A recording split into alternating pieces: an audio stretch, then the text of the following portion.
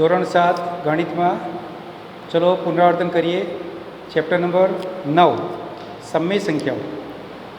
સમય સંખ્યા કોને કહેવાય તે પહેલી વ્યાખ્યા કે પી છેદમાં ક્યુ આવી કોઈ સંખ્યા તમે લખો કે જેમાં પી પૂર્ણાંક હોય અને ક્યુ પણ પૂર્ણાંક હોય પણ ક્યુ એ શૂન્ય ન હોય, ક્યુ ઇઝ નોટ ઇક્વલ ટુ 0, તો એવી સંખ્યાને સમય સંખ્યા કહેવાય. પી છેદમાં ક્યુ, જ્યાં પી પણ પૂર્ણાંક સંખ્યા અને ક્યુ પણ પૂર્ણાંક સંખ્યા, તો આવી જે સંખ્યા બને તેને આપણે સમય સંખ્યા કહીએ છીએ. શરત એક જ કે છેદની સંખ્યા 0 ન હોઈ શકે, એટલે ક્યુ ઇઝ નોટ ઇક્વલ ટુ 0. આ સમય સંખ્યા કઈ કઈ હોઈ શકે તેની પણ ચર્ચા થઈ ગયેલી છે. તો કે દાખલા તરીકે કે શૂન્ય એ સમય સંખ્યા છે, તો કે હા 2, હા -3, હા 3 પંચમાંશ, તો કે -2 તૃતીયાંશ, હા 0.1, તો હા કોઈ પણ લઈ લો 2.05, તો હા વર્ગમૂળમાં 4, હા તો વર્ગમૂળ નીકળે છે એનું, તો કે 2. તો આ બધી સંખ્યાઓ કેવી છે? સમય સંખ્યાઓ છે. કોઈ આવું સંખ્યા લખે તો 2.1 લખે તો પણ સમય સંખ્યા છે. માઇનસ આ લખે તો પણ સમય સંખ્યા. કોઈ કે 0.242323 આવું લખે, રિપીટ કરે તો પણ તે સમય સંખ્યા છે. તો આ અલગ અલગ પ્રકારની સમય સંખ્યા છે. આ સમય સંખ્યા જેનું કારણ શું? તો આ સંખ્યાને પી છેદમાં ક્યુ સ્વરૂપે લખી શકાય. આ સંખ્યાને પી છેદમાં ક્યુ સ્વરૂપે લખી શકાય માટે તે સમય સંખ્યાઓ છે. તો આ સમય સંખ્યાની સામાન્ય વાત થઈ.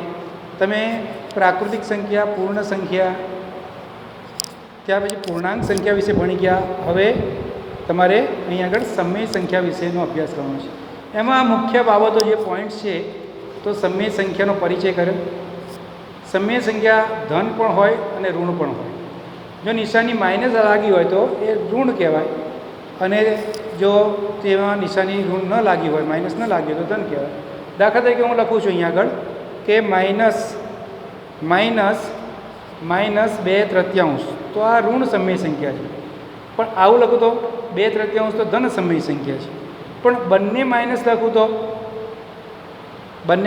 તો બોલો, બંનેમાં માઇનસ લખું તો એ ધન સમય સંખ્યા થશે. કારણ કે બંને માઇનસ છે, એ બંને માઇનસ છે એનો મતલબ શું થયો? -1 ગુણાકારમાં 2, -1 ગુણાકારમાં 3. તો આ બંને ગયા, સમાન અવયવ જાય તો 2/3, એટલે કે આ ધન સમય સંખ્યા બનશે. તો ધન સમય સંખ્યા, ઋણ સમય સંખ્યા અને આ રીતે શૂન્ય, આ રીતે સમય સંખ્યાનો આખો ગણ બને છે. સમય સંખ્યાનો ગણ બને છે.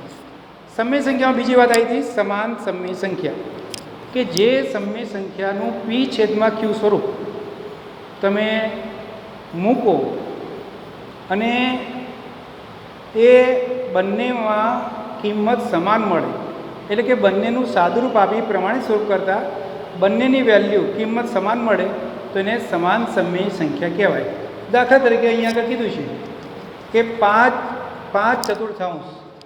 5 ચતુર્થાંશ છે, તો એની સમાન સમય સંખ્યા કઈ?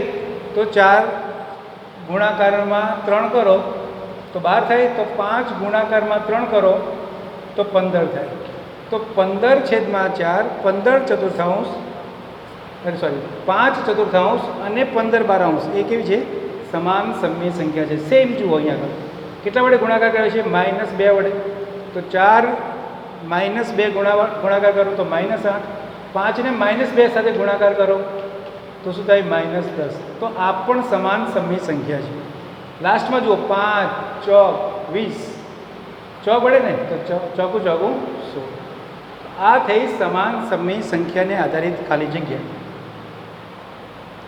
હવે સમાન સમય સંખ્યા એ ઉપરાંત તેની અંદર બીજી વાત આવે છે સમય સંખ્યાનું સંખ્યા રેખા પર નિરૂપણ. સમય સંખ્યાનું સંખ્યા રેખા પર નિરૂપણ એ પણ એક મહત્ત્વની વાત છે કે 0 અને 1ની વચ્ચે અસંખ્ય સમય સંખ્યાઓ છે, અપૂર્ણાંક છે મતલબ. એ રીતે 0 અને -1 વચ્ચે પણ અસંખ્ય સમય સંખ્યાઓ રહેલી છે. તો એ સંખ્યાઓને કઈ રીતે દર્શાવી? દાખલા તરીકે તમને કે 3 પંચમાંશ સંખ્યા રેખા પર દર્શાવો, તો 3 પંચમાંશ પહેલાં શુદ્ધ અપૂર્ણાંક છે કે અશુદ્ધ અપૂર્ણાંક છે તેની નક્કી કરવું. તો હું સંખ્યા રેખા દોરું છું. જો આ સંખ્યા રેખાની અંદર હું 3 પંચમાંશને દર્શાવવાનો શરૂ કરું છું. તો સમજો કે આ ધન છે એટલા માટે શૂન્યની હંમેશા જમણી બાજુ આવે. શૂન્યની હંમેશા જમણી બાજુ આવે એટલે શું થાય? તો અહીંયા આગળ 5 ભાગ કરવાના, એમાંથી ત્રીજો ભાગ. તો 5 ભાગ કરું છું. 1 2 3 4 5. આને શું કહેવાય? 1 પંચમાંશ, 2 પંચમાંશ, 3 પંચમાંશ, 4 પંચમાંશ અને 5 પંચમાંશ. 5 ભાગ્યા 5 એટલે શું કહેવાય? 1. આપણા માટે આ 1 છે. આને 5 પંચમાંશના કહેતા શું કહેવાનું? 1 કહેવાનું. હવે તમને કહી દીધું છે 3 પંચમાંશ દર્શાવો, તો આ 3 પંચમાંશ. તો તમારે અહીંયા આગળ એક ડાર્ક લીટી દોરવાની, ઊભી લીટી દોરવાની, અથવા કોઈ તીર દોરે અથવા તો કોઈ રાઉન્ડ કરે અને લખે 3 પંચમાંશ. આ તમારી સંખ્યા છે, અથવા તો કોઈ પણ તમે આલ્ફાબેટનો યુઝ કરીને તમે દર્શાવી શકો છો કે એ બિંદુ શું દર્શાવે છે? સંખ્યા રેખા પર 3 પંચમાંશ. -2/3. શું કે -2/3 દર્શાવવું હોય તો કેવી રીતે દર્શાવવાનું છે? સેમ રીત છે. તો -2/3 કઈ બાજુ આવે? પહેલાં તો ઋણ છે.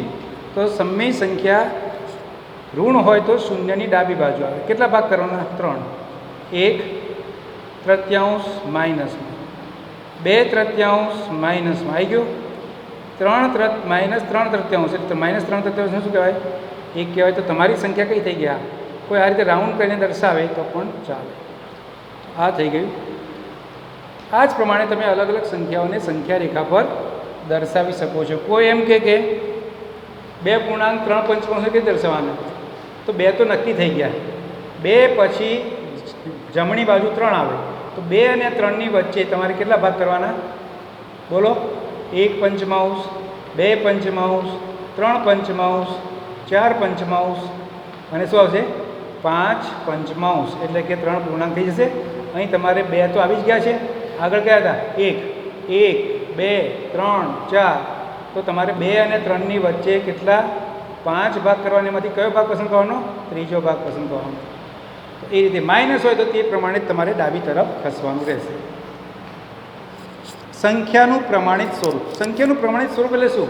તો આપેલી સંખ્યા હોય તેને તેના અવયવો, તેનો ગુસા એ સંખ્યામાંથી દૂર કરીને આપેલી સંખ્યાનું પ્રમાણિત સ્વરૂપ મેળવી શકાય. દાખલા તરીકે આ સંખ્યા છે. દાખલા 20/16 છે. આ 20/16 છે. એનું પ્રમાણિત સ્વરૂપ શું થાય વાસ્તવમાં? તો 20ના અવિભાજ્ય અવયવો 2 દૂ 4, 4 પંચા 20, 2 દૂ 4 દૂ 8 દૂ 16 દૂ 2 દૂ 4 દૂ 8 દૂ 16. 2 કટ શું આવ્યું? 5/4. આનું સાદું જે પ્રમાણિત સ્વરૂપ છે એ 5 ચતુર્થાંશ અથવા તો ત્યાં કહેવાય શકાય 1.1 તો આને કહેવાય એનું પ્રમાણિત સ્વરૂપ. તો પ્રમાણિત સ્વરૂપ સંખ્યા રેખા પર નિરૂપણ. આપેલી સંખ્યાની વચ્ચેની સંખ્યા શોધવી. આપેલી સમય સંખ્યા હોય તેની વચ્ચેની સમય સંખ્યા શોધવી. 10 અને 11 વચ્ચેની 5 સમય સંખ્યા શોધો. તો એની એક સરળ રીત છે. 5 શોધવાની મતલબ 5 + 1 કરો એટલે કેટલા આવે? 6. 6 લાવવા માટે છેદમાં 10 છેદમાં 6 અંશમાં 6, 11 છેદમાં 6 અંશમાં 6. તો ગુણાકાર કરો તો કેટલું થાય? તો 10 × 60 છેદમાં 6 અને અહીંયા કેટલા થશે? 66 છેદમાં 6. તો કઈ કઈ સંખ્યા વચ્ચે આવી? તો 60 પછીની ગણો. બોલો બોલો. 61 છેદમાં 6, 62 છેદમાં 6, 60 63 છેદમાં 6, 64 છેદમાં 6 અને 65 છેદમાં 6. આ સંખ્યાઓ એ 10 અને 11 વચ્ચેની 5 સમય સંખ્યા થઈ ગઈ. બહુ સરળતાથી તમે શોધી શકો છો. કોઈ એમ કે ના હું તો આ રીતે લખું 10.1, 10.2, 10.3 તો પણ એ વચ્ચેની જ સંખ્યા કહી શકાય. જુઓ સમાન સમય સંખ્યાનો યુઝ. 2/3 બરાબર ખાલી જગ્યા છેદ 3થી મોટો કે -3થી નાનો હોવો જોઈએ. ત્રણથી મોટો છેદ કરો તો 2 વડે ગુણાકાર કરો તો 3 દુ 6, 2 વડે ગુણાકાર કરો તો 4. તો આ શું થઈ ગઈ? એને સમાન સમય સંખ્યા કહી જેનો છેદ 3 કરતાં મોટો છે. ચડતા ક્રમમાં ગોઠવો. ચડતા ક્રમમાં ગોઠવો મતલબ સૌથી મોટી દેખાતી સંખ્યા જે છે ઋણ એ કઈ છે? તો -1/3 અને -2/3 આ મોટી દેખાય છે. મતલબ પહેલાં -2/3 સૌથી નાની કહેવાય, -1/3 તેના કરતાં મોટી કહેવાય, પછી આ બંને તો ધન થઈ જશે માઇનસ છે એટલા માટે, પછી 1/3 અને 7/3. આ ત્રણમાંથી એક જ ભાગ છે. આ ત્રણમાંથી નહીં પણ 3 છે એ 2 વખત થઈને 1 વખત વધે છે. તેથી 3ના 7 ભાગ નથી પણ આને કહેવાય વાસ્તવમાં તો 2.1/3. 2.1/3 એ સંખ્યા મોટી છે. તે જ પ્રમાણે સમય સંખ્યાની વચ્ચેની સંખ્યા સુધી એમ તેની ક્રિયાઓ એટલે સરવાળો બાદબાકી ગુણાકાર ભાગાકાર. આ ક્રિયા કરો. ચલો લસા લો તો કેટલો આવે લસા? 15. 3 અને 5નો લસા 15 આવે. તો 15 લાવવા માટે તમે પ્રયત્ન કરો. તો 15 લાવવા માટે કેટલા વડે ગુણાકાર કરવો પડે? 5 વડે. અહીં 15 લાવવા માટે કેટલા વડે ગુણાકાર કરવો પડે? 3 વડે. જેટલા વડે ગુણાકાર કર્યા છે એવા અંશ અને છેદમાં કરો. 2 અને 1 તો જવાબ શું આવશે? 5 દુ 10, 15 વત્તા 3, 15 બરાબર 13/15. શેમાં? લસા બાદબાકી કરવાની, વચ્ચે બાદબાકી કરવાની. લસા કેટલો આવશે? 15. તો અહીંયા આગળ કરો. ચલો ડાયરેક્ટ ગુણાકાર કરી શકો છો તમે. ડાયરેક્ટ ગુણાકાર 4 તારી 12, 5 એકા 5 ગુણાકાર કરો 5 તારી 15. તો અહીંયા 7/15 આવશે. એ જ પ્રમાણે જો મિશ્ર અપૂર્ણાંક હોય તો, મિશ્ર સંખ્યા હોય તો 5 પહેલાં એને અશુદ્ધમાં ફેરવો. 3 એકા 3 દુ 3 એકા 3 અને એમાં -3 છે એની અંદર કેટલા ઉમેરવા છે? 2 ઉમેરો એટલે -1/3. 5 દુ 10, 10માં 1 ઉમેરો 11/5. તો આ જે છે તેને સેમ ઉપરની દાખલાની માફક તમારે કરવાનું છે. ક્રોસ ગુણાકાર કરવાનો લસા શોધીને અથવા ડાયરેક્ટ સરવાળો કરી નાખો. 5 એકા 5 -5 33/15 અને એના બરાબર તમારે જવાબ કરી દેવાનો છે. કેટલો આવશે? એક ધન સંખ્યા અને એક ઋણ સંખ્યા છે એટલા માટે 28/15. જો અંશ છેદમાં સમાન અવયવ આવતો હોય તો તેને તમે ઉડાડી શકો છો. એ જ પ્રમાણે સમય સંખ્યાની ક્રિયામાં ગુણાકારની ક્રિયા. ગુણાકારની ક્રિયામાં અંશ અને છેદનો ગુણાકાર. એ પહેલાં જો કંઈ અવયવ પડતો હોય તો તમે તેને કટ કરી શકો. 5 કટ અહીં -1 ગુણ્યા 5 કરો તો 5 જાય. શું બાકી રહ્યું? તો ઉપર 3 અને -1 એટલે -3 એકા -3 અને 2 દુ 4. ભાગાકાર તો ભાગાકાર આવડતા ના હોય તો ગુણાકાર શીખવાનું. ગુણાકાર કરો એટલે સંખ્યાનું શું કરવાનું? આપણી સંખ્યાનું વ્યસ્ત કરી દેવાનું. આ વ્યસ્ત કરી દીધું. હવે કટ સતત કરો. 3 દુ 6 તો 2 અને 2 કટ થશે. બાકી રહ્યા કોઈ કટ થતા નથી. માત્ર ગુણાકાર કરી દો. 5 દુ 10. તો એનો જવાબ થઈ ગયો. તો આ જ પ્રમાણે તમે આખા ચેપ્ટરની અંદર બુક લઈને બેસો, એના ઉદાહરણના દાખલા જુઓ, એના પોઈન્ટ ટુ પોઈન્ટ જાઓ કે સમય સંખ્યામાં સમાન સમય સંખ્યા કોને કહેવાય, ધન અને ઋણ કોને કહેવાય, સંખ્યા રેખા પર નિરૂપણ કઈ રીતે કરાય, પ્રમાણિત સ્વરૂપ કોને કહેવાય કે જેમાં અંશ અને છેદમાં કોમન હવે ઉડાડી દેવાના, સંખ્યાની સરખામણી, કઈ સંખ્યા મોટી કઈ સંખ્યા નાની. તો ચલો 1/2/3 છે અને 5/6 છે, એમાં મોટી સંખ્યા કઈ? સરખામણી કરવાની. સરખામણી મતલબ less than, greater than, equal to. તો તમારે આ બંનેમાં પહેલાંની માફક સેમ લસા કરો. તો લસા કરો 6 અને 3નો લસા 6 આવે. 6 આવે તો અહીંયા આગળ 6 લાવવા માટે કેટલા વડે ગુણાકાર કરવો પડે? 2 વડે ગુણાકાર કરવા પડે. અહીંયા 6 લાવવા માટે 1 વડે ગુણાકાર કરવો પડે. તો અહીંયા આવશે 4/6. 5/6. બોલો કઈ મોટી દેખાય છે? 6માંથી 5 ભાગ કે 6માંથી 4 ભાગ? તો આ મોટી દેખાય છે. મતલબ તમે કહી શકો કે આ સંખ્યા 5/6 એ 2/3 કરતાં મોટી છે. એ રીતે બે સમય સંખ્યાની વચ્ચેની સમય સંખ્યા પણ શોધતા શીખવાડ્યું.